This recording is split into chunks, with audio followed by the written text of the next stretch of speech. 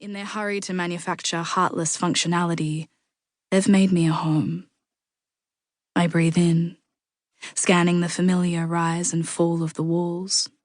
I take every tiny victory I can, because eventually they add up. Small victories are all you get in an Orphancorp. 7 days. Mirii, Mirii and Mahoney? I hold up my shackled hands and wave them a bit. The auntie, a red-headed woman wider than she is tall, comes over to remove the consequences piece by piece. I wriggle my wrists and hinge my mouth open and close to work out the ache in my jaw. That's a mouthful of a name, isn't it? It means star. Shooting star?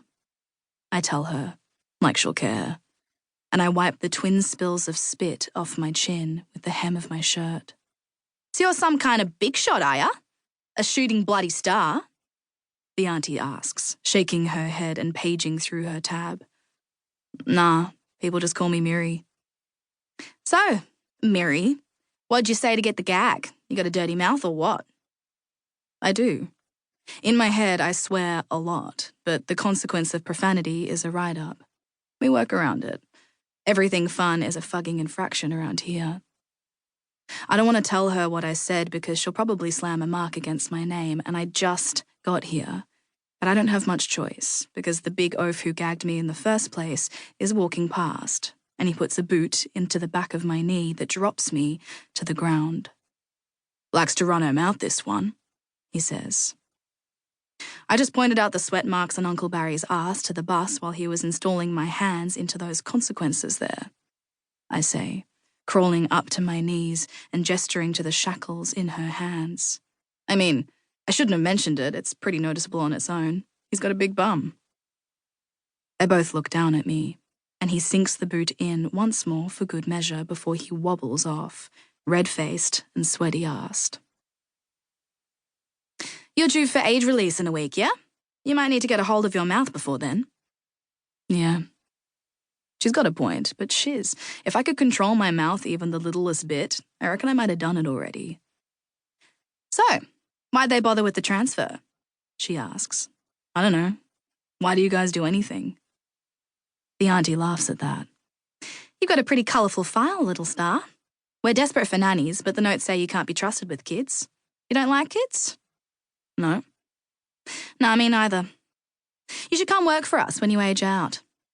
She cackles at that, like she made a super clever joke or something, but it's not even funny, right? It's true. Aunties and uncles must hate kids. Kids. Shiz. Way to make my blood run cold. They cry and cough and tug my pants, seeking comfort I've got no idea how to give them. It's not their fault, those poor dumb jerks. I did the same when I was their age. The auntie scrolls further. We're going to put you into electrical manufacture. You seem to bugger that up less than anything else. Think of it as a parting gift from Verity House. Yeah, thanks, I say, acting evasive and stuff, but I'm way glad. Tinkering with machines is my thing.